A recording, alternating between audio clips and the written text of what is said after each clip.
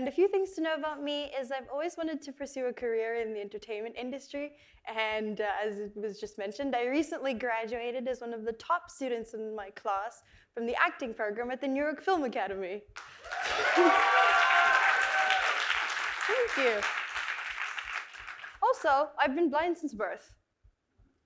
I put that last because it relates to the conversation I wish to have with you all today. You can be anything you want to be. This is something we hear as children at least once in our lives, and it's a statement that usually comes up during the "what do you want to be when you grow up?" conversation. The child may say something along the lines of princess or Ninja Turtle, and this particular statement is coupled with an endearing smile.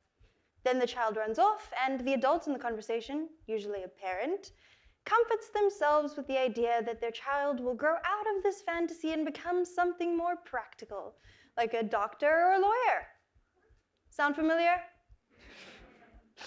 As children, we're all encouraged to be whoever we want to be. But what if there is already a preconceived idea of who we are supposed to be? What if society has already made up their minds about us before we even have the chance to decide for ourselves? Take me, for example. When I was born, the doctors told my mother I was blind. I have a condition known as microphthalmia, which means my eyes are a third the size of the regular human eye. Essentially, no cure. They then proceeded to outline the different types of therapy I would need in order to lead a semi-normal life, which included physical and speech therapy. Oh, and they also mentioned that even with all this, I would still be 6 months behind my peers. There it was. My entire life had been outlined for me before my mother had even decided on my name.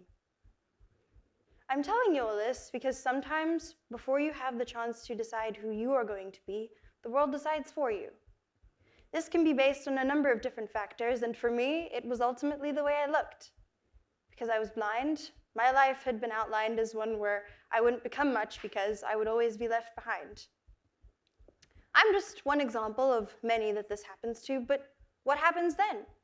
How does one combat the stereotypes society has placed upon us in order to become who we want to be?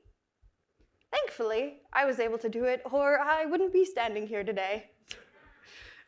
And although everyone's journey is different, I can give you 2 guiding principles that helped me along my way. The first thing is expectations, and it's important to remember that no matter where you are in life, people are always going to have certain expectations of you. As a child, you were most likely expected to do things like clean your room and keep your grades up. And when you become an adult with a job, you are expected to show up and do the work you were hired to do.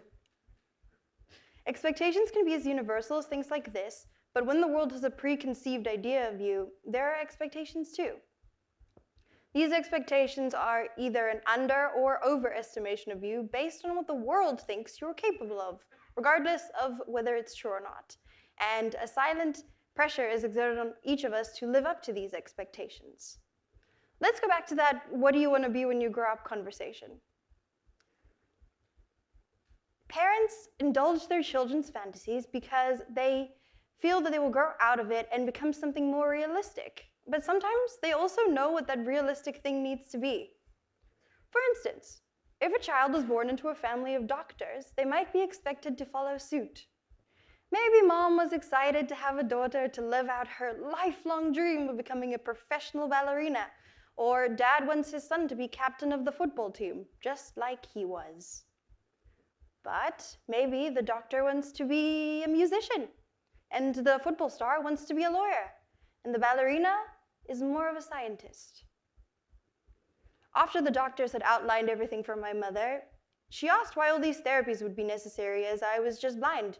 And when they told her that that would be why, she told them she was going to raise a child who happened to be blind as opposed to their idea of what a blind child was supposed to be.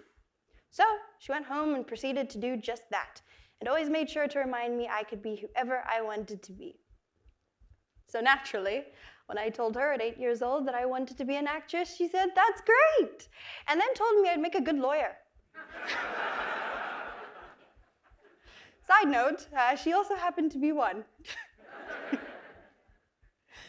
Long story short, we discussed it, and she said that if that was something I wanted to do, she would support me all the way. And throughout my life, I've had people who have been incredibly encouraging and supportive. And there have been those who have been, well, not so supportive.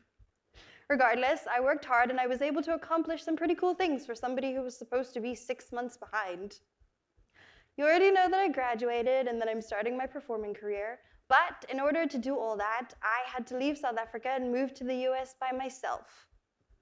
This was a shock to many people, as being that I was blind, nobody really expected me to do all that. Don't you just love it when you can tell the haters to move along?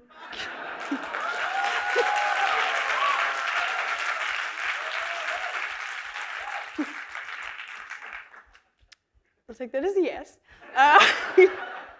This brings me to the next thing I've learned. It's easy to say you should never focus on what others say and you should do what makes you happy, but the reality is that we all care about what people think to a certain degree.